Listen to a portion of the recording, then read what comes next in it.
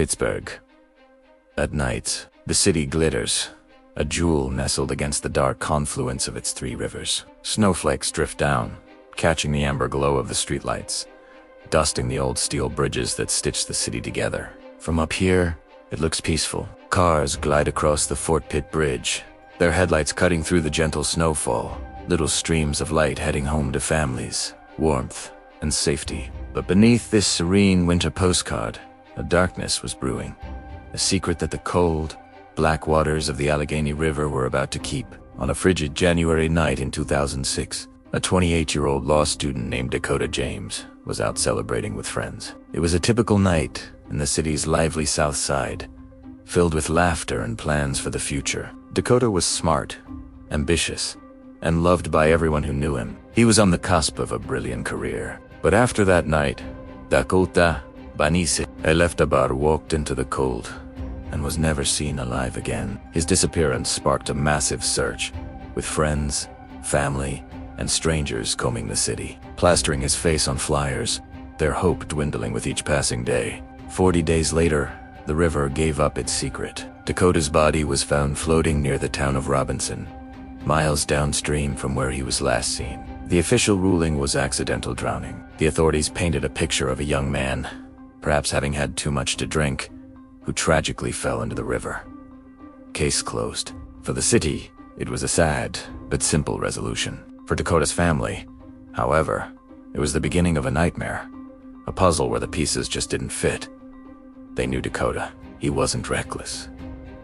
And the more they looked at the details, the more they believed something far more sinister had happened on that cold January night. This wasn't just a tragic accident. This was a story that would unravel to connect a series of eerily similar deaths across the country, all linked by a chilling signature, a smiley face. This is the story of the smiley face killer theory. For years, a group of retired detectives, led by former NYPD detective Kevin Gannon, have been investigating a string of drownings involving young, athletic, successful college-aged men, from Boston to Chicago, Minneapolis to Pittsburgh.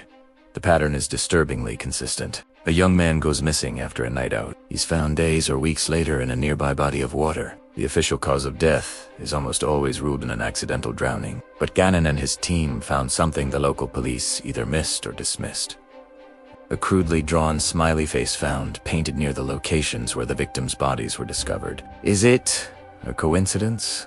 Or is it the calling card of a sophisticated, organized group of killers who are targeting America's best and brightest, leaving a taunting symbol in their wake? The theory is controversial, to say the least. The FBI has publicly stated they've found no evidence to support the existence of a single serial killer or a group. Many local law enforcement agencies stand by their original findings of accidental drownings. They argue that the smiley faces are just random graffiti, common in urban areas, and that the connections are a product of confirmation bias, seeing patterns where none exists. But let's go back to Dakota James.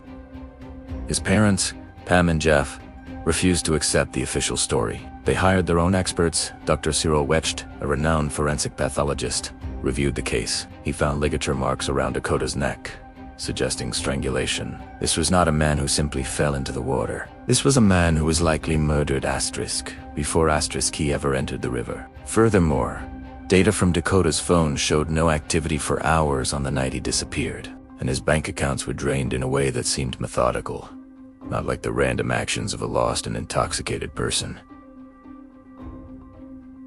And then there was the smiley face. Gannon and his team found one, clear as day, painted on an underpass near the bridge where they believed Dakota was abducted. The location was precise, almost like a marker.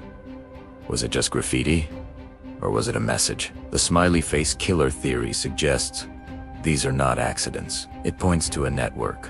The victims are often drugged, held for a period of time, and then disposed of in the water to wash away evidence. The killers are believed to be intelligent, organized, and terrifyingly elusive. They move from city to city, preying on young men who fit a specific profile, leaving behind grieving families and a string of unanswered questions.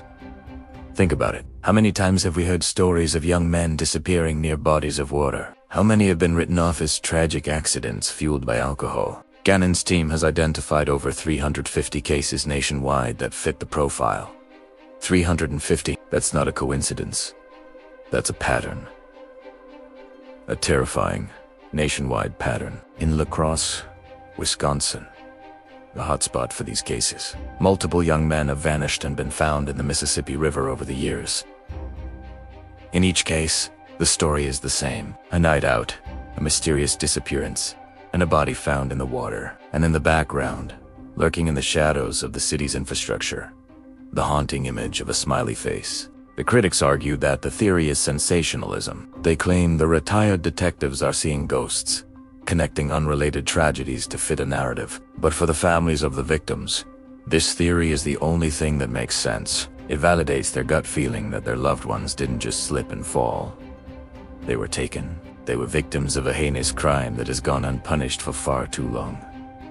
Imagine the horror. A group of individuals operating in the shadows, able to abduct, murder, and dispose of their victims with such precision that they can fool law enforcement across multiple states for decades. It sounds like something out of a Hollywood movie, but the evidence, however circumstantial some may call it, is compelling. The specific victimology: young, athletic, popular men, the consistent method of disposal in water, and of course, the cryptid smiley face. It's a signature.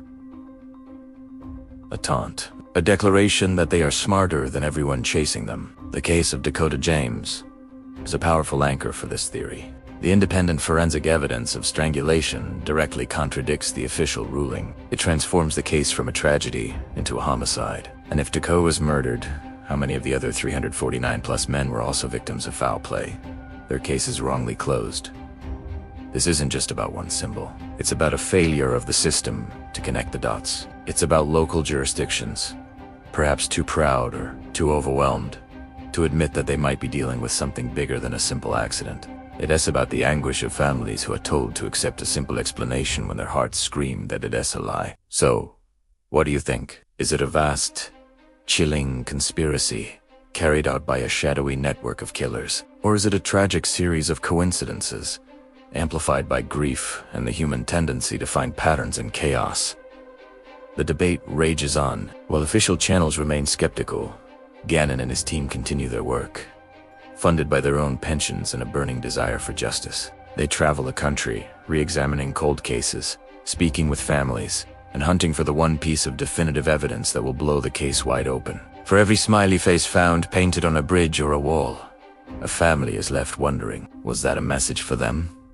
A final, cruel joke at their expense. The mystery of the smiley face killers remains one of the most compelling and terrifying true crime puzzles of our time. It forces us to look at the shadows in our cities, to question the stories we're told, and to wonder what secrets the water truly holds. The story of Dakota James, and the hundreds of others like him, serves as a chilling reminder that sometimes the most horrifying monsters are the ones who hide in plain sight, leaving behind nothing but a symbol of happiness to mark their trail of sorrow. Thank you for watching. If you found this story as compelling as I did, make sure to like, subscribe, and hit that notification bell for more deep dives into the mysteries that surround us. Stay safe out there. It's 2:47 a.m. The city is asleep, but the night shift is just getting started. For Marcus, every late-night run is a journey, not just through empty streets, but through the quiet lives he carries. As the bus enters the bridge, the floor vibrates slightly. A faint metallic creak echoes. Marcus glances at the rearview mirror, his expression tightening. He grips the wheel, knuckles white. It wasn't supposed to be like this. Just another late-night run. The city lights a familiar, comforting blur. But tonight, the lights seemed to mock him, sharp and cold. The creak from the bridge wasn't just mental fatigue. It was a sound from his past. A ghost he thought he'd left behind on a different bridge. A different night. In the mirror, the lone passenger, a woman huddled in a thick coat despite the mild evening, stares back at him. Her eyes, wide and dark, seem to see right through his carefully constructed composure. She doesn't look away. Marcus's heart hammers against his ribs. Though is sick now. It's impossible. No one knew. He'd made sure of that. Yet, the way she watches him, the slight, almost imperceptible nod she gives, sends a shiver down his spine. It's a nod of recognition. He forces his gaze back to the road, the suspension cables of the bridge rising like a skeletal cage around them. The vibration intensifies. Another groan from the structure, deeper this time, more menacing. He remembers the screech of tires, the impossible, horrifying crunch of metal, the silence that followed. He'd been the only one to walk away. They called it a miracle. He called it a curse. The bus is halfway across now. The woman is still staring. He risks another look in the mirror. She hasn't moved, but something has changed. A small, sad smile plays on her lips. It's a smile he recognizes. It's Sarah's smile. His wife. The wife he lost on that other bridge. It's not your fault, Marcus, her voice whispers, soft as the river breeze. Yet it cuts through the rumble of the bus engine. It's coming from the back, from her, but her lips aren't moving. His breath catches. Sweat beads on his forehead. This can't be real. It's stress, exhaustion, a trick of the mind. He's been working too many double shifts, trying to outrun the memories that always caught up in the quiet hours. He focuses on the end of the bridge, the solid ground, just a few 100 feet away. Almost there. Just get across. You couldn't have known the support was compromised. The voice continues, gentle, forgiving. No one could have. He shakes his head, a silent, desperate plea for the voice to stop. He doesn't deserve forgiveness. He was the one driving. He should have checked the route, listened to the warnings about the old bridge. He'd been rushing, eager to get home for their anniversary. The irony was a bitter pill he swallowed every single day. The bus lurches, a sharp crack, loud as a gunshot, echoes from beneath them. The vehicle dips violently to one side.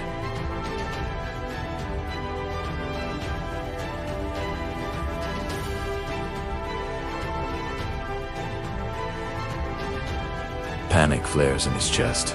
He fights the wheel, trying to keep the bus straight.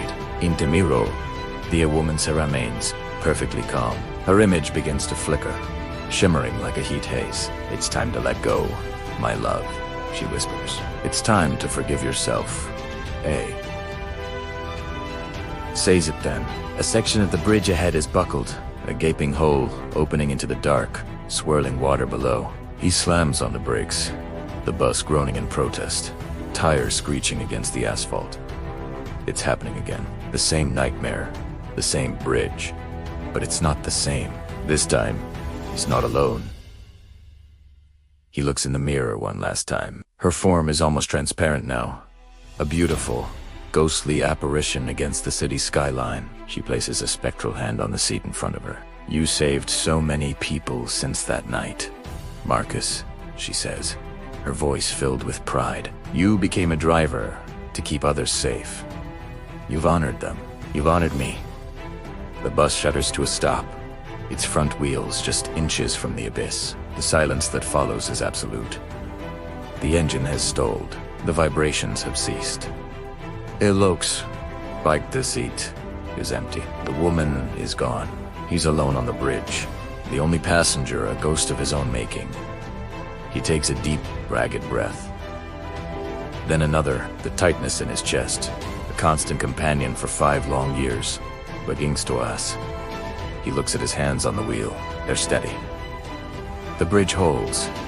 He is still here. Slowly, carefully, he puts the bus in reverse. As he backs away from the edge, away from the past, he glances at the rearview mirror. He sees his own reflection. His eyes are clear, and for the first time in 5 years, he's not looking back at a ghost. Yes, looking at a man who is finally ready to cross the bridge and drive into the future. The city lights ahead no longer seem mocking.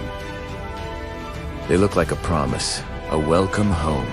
Thank you for watching this story unfold. If it moved you, please consider hitting that like button and subscribing for more narratives that explore the journeys we all take. See you next time. Marcus slows down. Cars honk angrily behind him. Suddenly, sparks fall from below the bridge. Marcus's eyes widen. He turns the bus sharply and parks it sideways, blocking all lanes. Drivers shout. One man records on his phone. Passengers argue demanding Marcus move. Police sirens can be heard faintly in the distance. Marcus stays silent, hands steady on the wheel.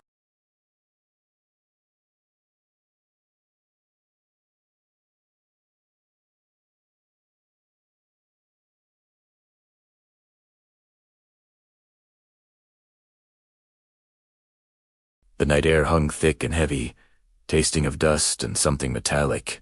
Something burnt. Red and blue lights painted the scene in frantic, pulsing strokes, slashing across the mangled steel and shattered concrete of what was once the Northridge overpass. The cacophony of sirens had faded to a dull, persistent throb, a heartbeat for the chaos. Firefighters moved with practiced urgency, their bright yellow coats stark against the darkness, their voices sharp, cutting through the low murmur of police radios and the groan of stressed metal. Engineers in hard hats were already there, pointing powerful flashlights into the abyss where the bridge had given way, their faces grim, calculating the scale of the disaster. Along the cordoned-off shoulder of the highway, a line of city buses idled, their interiors dimly lit, repurposed as temporary shelters. Inside, and huddled on the curb beside them, were the survivors. They were a scattered collection of ghosts, wrapped in coarse, gray blankets, their faces smudged with dirt and streaked with tears. Some stared into the middle distance, their eyes vacant, replaying the horrifying lurch, the scream of twisting metal, the sudden, violent stop. Others huddled together, whispering in hushed, fragmented sentences, their hands trembling as they clutched paper cups of lukewarm coffee offered by volunteers. A child wailed, a thin, piercing sound that cut through the numb silence, and a mother rocked back and forth, trying to offer a comfort she herself couldn't find. The air was cold, but no one seemed to notice. The chill they felt was deeper, a cold that had settled in their bones. From the door of the third bus, a figure emerged. Almost blending into the shadow seat was Marcus. He stepped down onto the asphalt, his movements stiff, disjointed, as if he were a puppet whose strings had been cut. No one noticed him. He was just another face in the crowd of the displaced, another shadow in a night full of them. His jacket was torn at the shoulder, a dark stain blossoming on the sleeve, but he didn't seem to feel the wound. He clutched a small, worn leather-bound book to his chest, his knuckles white. His whole body trembled, a tremor that started deep inside him and shook him to his core. It wasn't from the cold, it was the aftershock of survival. He took a few hesitant steps away from the bus, his eyes scanning the wreckage, the gaping maw and the highway. He could still feel it, the sickening drop, the weightlessness that lasted an eternity in a second all at once, the world turning upside down. He had been in his car, listening to a podcast, thinking about what to make for dinner, mundane thoughts for a mundane Tuesday.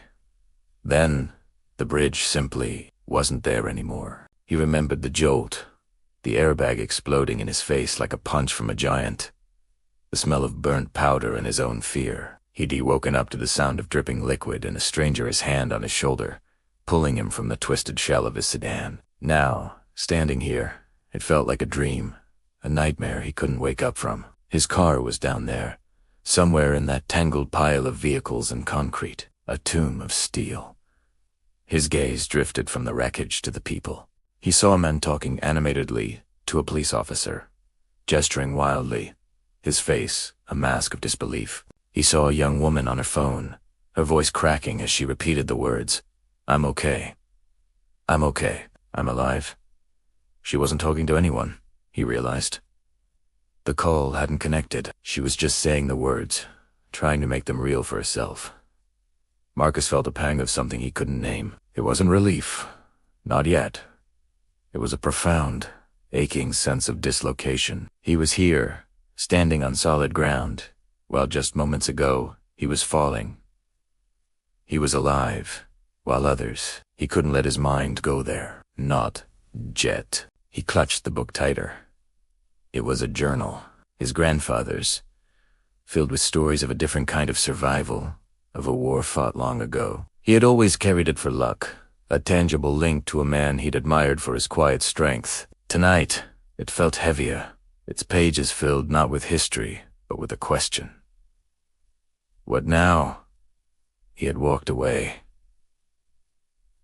He had survived, but looking at the chaos around him, at the faces of the other survivors, he understood that walking away and moving on were two very different things. The bridge hadn't just collapsed. It had created a chasm, a before and an after. And he was standing on the edge of the after, trembling, unnoticed, and utterly, terrifyingly alone. A paramedic approached him then, her face kind but weary. "Sir?" Are you injured? We need to get you checked out. Marcus looked at her, but it was as if she were speaking a foreign language. He shook his head, a small, barely perceptible movement. I'm fine, he managed to whisper, the words feeling like sand in his throat. The paramedic's eyes lingered on the stain on his sleeve, on the tremor in his hands. She knew he wasn't fine. Nobody here was. She gently placed a hand on his arm. Let's just sit down for a minute, okay? Over here, we've got warm blankets. He allowed himself to be led, his feet shuffling, his eyes still fixed on the ruined bridge. The lights continued to flash, the sounds of the emergency response a constant hum. But for Marcus, the world had gone silent. There was only the roar in his own ears, the echo of the fall. He sat on the cold curb, the coarse blanket draped over his shoulders feeling more like a lead weight than a comfort. He opened the journal. The pages were filled with his grandfather's elegant, looping script. He wasn't reading the words, he was just looking at them, at the ink that had been put to paper in a different time, a different world. He thought about his grandfather, who had seen true horrors and had come home to build a life, to raise a family, to find peace in a small garden behind his house. He had never talked much about the war, but the strength was always there, a quiet, unshakable foundation. Marcus wondered if he had any of that strength in him. He had always felt ordinary. Ordinary, a man who worked in an office, who worried about bills and what to watch on TV. Now, the universe had thrown him into the extraordinary, and he felt utterly unprepared. He watched as a crew began setting up massive floodlights, turning the night into a harsh, artificial day. Every detail of the destruction became clearer, more brutal. The sheer, raw power of gravity was on display. He saw his own car, or what was left of it, pinned beneath a slab of concrete, its blue paint barely visible. A wave of nausea washed over him. He closed his eyes, but the image was seared onto the back of his eyelids. Took a deep shuddering breath. The paramedic had left a bottle of water next to him. He fumbled with the cap, his fingers clumsy and numb. The cold plastic felt alien in his hand. It took a sip. It was just water, but it felt like the first real thing he had experienced since the fall. It was grounding. Looking up, he saw the young woman from before. She was now sitting with an older couple, all three of them wrapped in the same gray blankets, sharing a silent solidarity. The man who had been talking to the police officer was now on his knees, his head in his hands. The Wayland child had finally fallen asleep in his mother's arms. Each person was an island of grief and shock, but together they formed an archipelago of survival. They were strangers, bound by a shared moment of terror. Marcus realized he wasn't entirely alone. He was part of this strange, broken community forged in disaster. He ran a hand over his face, the stubble scratching his palm. He needed to call someone. His sister. His parents. They would be worried. He reached for his pocket, but it was empty. His phone was in the car. Down there, another connection to his old life. Severed. A fresh wave of panic threatened to pull him under. No phone.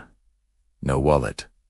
No car keys. He was just a man in a torn jacket with his grandfather's journal. But then, a thought surfaced, clear and sharp through the fog of shock. He was a man in a torn jacket with his grandfather's journal, who was alive. He was breathing. The heart in his chest was still beating its frantic, terrified rhythm, but it was beating. He looked back at the journal in his hands. He flipped to a random page. His grandfather had written, "The world can break you, but you get to choose if you stay broken." The words seemed to lift off the page, to hang in the air in front of him. It wasn't a magical solution. It wasn't a promise that everything would be okay. It was just a choice. He could stay here, on this curb, lost in the horror of what had happened. Or he could stand up. He could take the next step. Whatever that was, slowly, deliberately. Marcus closed the journal. He pushed himself to his feet, his legs unsteady but holding. The trembling hadn't stopped, but it felt different now. Less like fear, more like a vibration. The engine of his own body restarting. He looked around. Really looked for the first time. He saw the firefighters, the police, the paramedics, all working, all doing their part. He saw the volunteers with their coffee and blankets. He saw the other survivors clinging to each other. He wasn't a shadow anymore. He was one of them. He walked back towards the paramedic who had helped him. She was talking to another officer, but she saw him coming. "Sir?" she asked, a flicker of concern in her eyes.